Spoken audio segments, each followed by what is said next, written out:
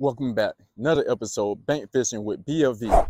And today we're going to keep the intro short, simple, and sweet. I'm going to show you 3 different baits. We're going to throw them on 3 different rods. I'm going to show you which baits you should be using all year long if you're a pond bank fisherman. And I'm going to show you how to work them. And we're going to catch some bass.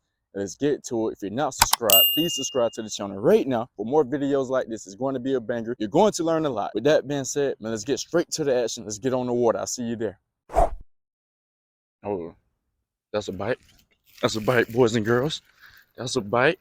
Let's get him, man. Let's get him, man.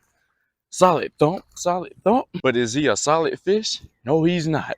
But it's definitely a way to get the morning started. Tiny little son of a gun. Let's get him back in there. Just the first bite of the day. Just kind of give him a little toss. Thank you, buddy. That was actually just a little bit too easy. Let's get back out there with a different bait. Throwing a weightless flush. Basically a different version of a fluke from 6 cents fish. So easy to work a fluke style bait. You just throw it out there, let that thing sink down, just give your rod a few pops, a few twitches or whatnot. Allow 2 to 3 seconds in between or longer, depending on how lethargic your bass are. And it's just easy money. Fishing it like a jerk bait, giving it that pop, pop, pause. It kind of darts from left to right, that erratic action triggers the bass. There go one. There goes some. Oh yeah, that's a better one. Just that easy with the flush. Let's get it. Let's go. Let's go. Just that easy with the flush. Just that easy. Let's go. Let's go. Let's go.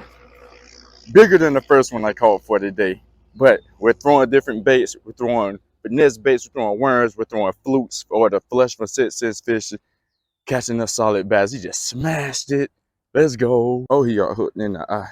Tell me, folks, what baits are you throwing at this time of the year? Catching a solid bass, throwing fluke style baits, or the flush from 6 cents fishing, catching a solid chunks? By the way, the color we're using, bluegill magic. Let's get back in there, pretty girl. Thank you. Not sure how well you guys can see that, but if you look closely, this fledge has definitely been chewed up quite a bit. But we're just going to see if we can make it work. Keep that hook barely exposed, toss it back out there weightless. Let's get us another one. So after you catch one, you want to try to replicate what you've done that first time.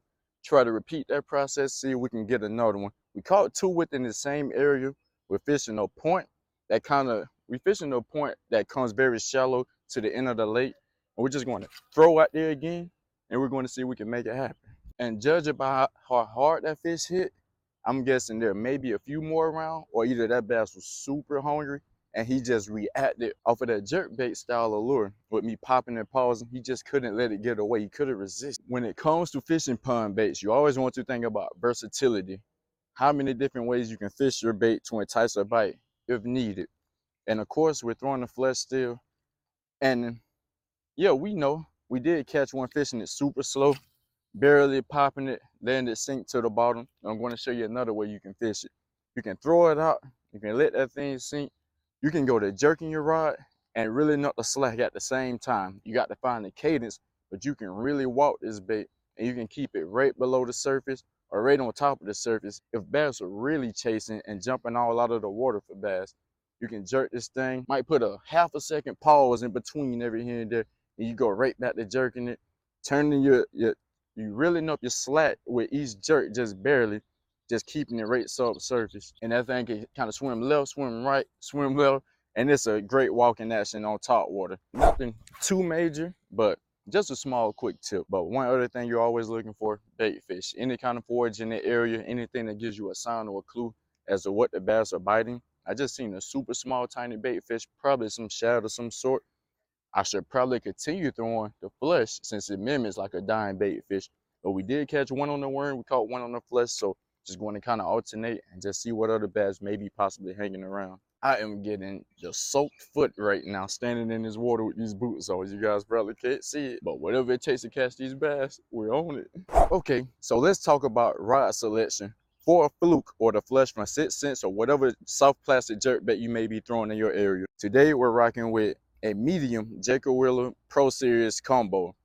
This is from Ducket Fishing. I always throw medium for super light and weightless lures because it helps you get way much more casting distance on. And Ducket rods are always super sensitive, super light. I can literally hold this thing with like one finger. As you can see, it's perfectly balanced. And the reel, it doesn't really matter what reel you're throwing. I'm just matching it with a ducket pared down reel.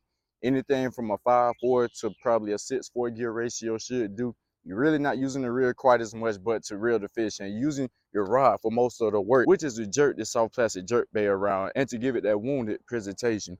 As far as line, sometimes if the water is super duper clear and if I want to go super ultra finesse, I would throw probably 8 to 10 pound fluorocarbon line. But on most of my applications, since I'm in the South and usually the water is stained or murky or whatnot, I like to throw a 10-pound braid. And every time I throw a 10-pound braid, I'm always doing it on a spinning reel.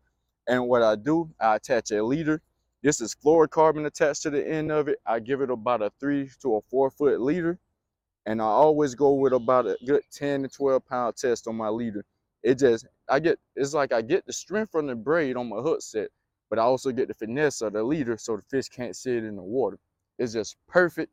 Always trick fish. I've been catching bass all year long on it, and it's the ticket to success. As far as the Texas red worm goes, you can literally fish it on the same spinning setup. But me personally, everyone knows that I love bait casters. I kind of became accustomed to them over the years, and these are just my go-to now. And it doesn't take much for the bait caster. This is the Ducket Green Ghost medium rod.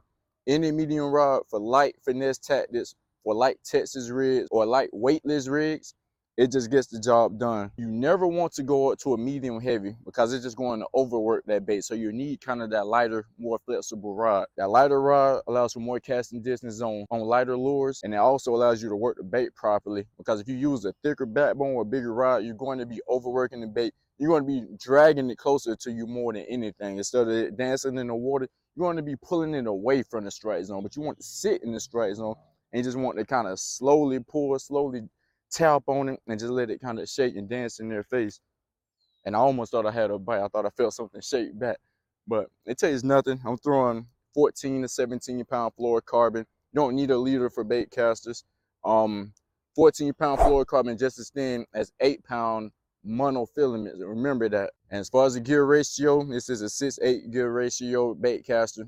Any bait caster I use, I always throw for 6/4 to 6/8, sometimes a 7/5 to 1 gear ratio, depending on if I'm really trying to recover a lot of line or not. But it doesn't take much. Just get you a medium rod, get you some fluorocarbon, and get you a light Texas red or a weightless worm, and you're going to kill them every time. And as far as the worm that we are throwing, nothing special. Just a cheap 3/16 bullet weight from Walmart.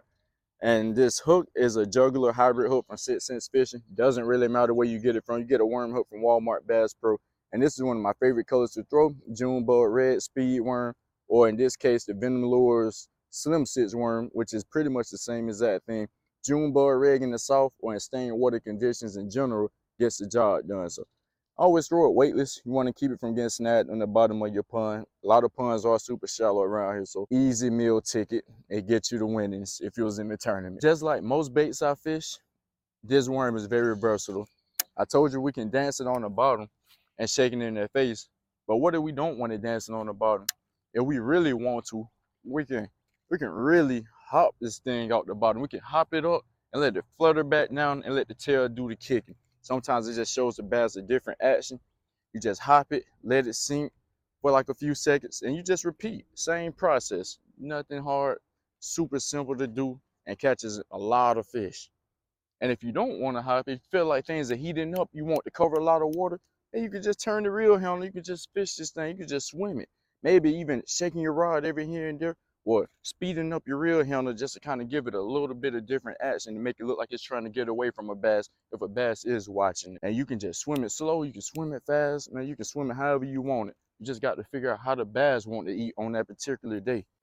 So it's still early, it's still cloudy. That's definitely the best time to throw moving baits. One other bait you should keep on hand is definitely some sort of chatterbait, or some people call them the bladed jig.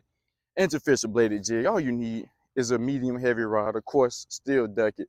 Medium heavy power, super sensitive tilt, and it loads up a lot of bites so I'm not snatching the hook out of fish's mouth. And it doesn't take much, just throwing a 6/4 to 1 gear ratio. Never want to overdo it. Never throw anything higher than a 6/8 for a chatterbait. You really want to crank that bait and allow it to do what it got to do. You don't want to overwork, you don't want to burn it by the bass face. So we're just going to cast out, show you the first retrieve, You can literally just slowly retrieve this thing. You can retrieve it at a slow to medium pace if you want. And sometimes I get you bites as well when the bass are super hungry. But due to the fact that it's super early, still cloudy, I'm looking for a few bass to be chasing. And if I really want to trigger a strike, instead of just reeling it super slow, I'm going to throw it back out there, show you how to trigger a strike. You gotta let it sink to the bottom first, kind of count it down, how many seconds it takes. That tells you the water depth right there. And once you begin your retrieve, you begin it with a slow to medium retrieve, then you just crank it for like a real hard reel turn. You turn it super slow, and you just crank it super fast in that split second. Sometimes a split second gives a bass one last chance to react before that bait gets away. Bass are opportunists.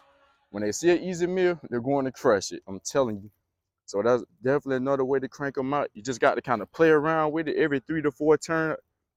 Every 3 to 4 turns of the reel handle, that's when you just kind of crank it up real fast, and it gives you that great reaction strike, which we have done plenty of times in the past. And as far as the line we're throwing 14 to 17 pound fluorocarbon. It's very thin, it's very sensitive, it's abrasion resistance, and man, never throw it on monofilament or you'll never get your lure to dive down as deep as you would like. Now we just need to catch us a third one for today. As far as color selection, as you guys know, I throw a lot of black, a lot of blue, a lot of June bug. The waters are very stained here in the south. If you have clear water, throw anything green, white, watermelon red, any natural color, but black and blue works pretty much all across the country. It's a staple. We found another point where shallow water meets a bit of deeper water in this lake. Going to try to hunt them down with the ChatterBait. We caught them on 2 other baits, but I really want to catch them on this moving ChatterBait. I feel like these are the conditions that we need. Maybe a little wind would help, but we can still trigger a reaction strike, trust me. One thing we're not going to do is try to force it. If we can't get a bite within those 15, 20 casts, after trying multiple spots of the lake, just switch up to what you know is going to work. I feel like I see a bass from right here, but I don't, that might be trash in the water, I don't know. That might be a fish. Yep, that's a fish. Let's get it, let's go. Like I said, we're not going to force it. We really tried to move and bait with the ChatterBait, but they just weren't feeling it. So we just kind of had to switch it up a bit. These guys are definitely entering their summer stages because they have so much energy. Definitely past the spawn part here. Got us another solid, beautiful Florida fish just like that. Thank you so much, buddy.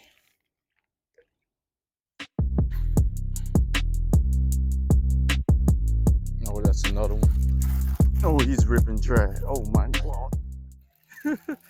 He hit it so freaking hard. Goodness. That's a solid one. It might be a 3-pounder. Maybe. I'm not sure. Woo, that feels good though. Let's get him in. Let's get him in. We don't have to horse him too bad. I don't need him doing any more jumping. Oh my goodness gracious. Boys and girls, ladies and gents, that's a solid fish right there, right? Got some shoulders on her. Got some length, a little girth. Let's get it. That right there, ladies and gents, is exactly why you need multiple baits when you're fishing. You gotta be versatile. You gotta give them what they want. And you catch a solid bass like that. Took off running with it, huh? You gotta get them in. Come here, buddy. You thought you was a track star, boy. Tried to take off on me, huh? Just another beautiful Florida bass. Thank you, buddy. Today was a total success. We caught bass on every lure except one. Maybe we just needed a bit more wind, a bit more current. That definitely gets the bass more active. But you always listen to what they say. We tried to throw 3 different baits. Like I said, the main key important factor is to listen to what the fish tells you. If they're biting one thing and not the other, by all means, throw that particular bait. You must listen to them. You must throw what they want. That's the only way you're going to get bit. So we caught them on the flesh from 6 cents fishing. We also caught them on a worm, just a June bug red speed worm. And we're fishing both baits super slow. And apparently that's what worked. We caught 5. We was able to hit a few back to back to back, which is a great feeling. So do not forget to try some of these same techniques back at your home lakes. Let me know in the comments how you do with these particular type of baits. And until next time, I catch you later. Stay safe. Peace. I'm out.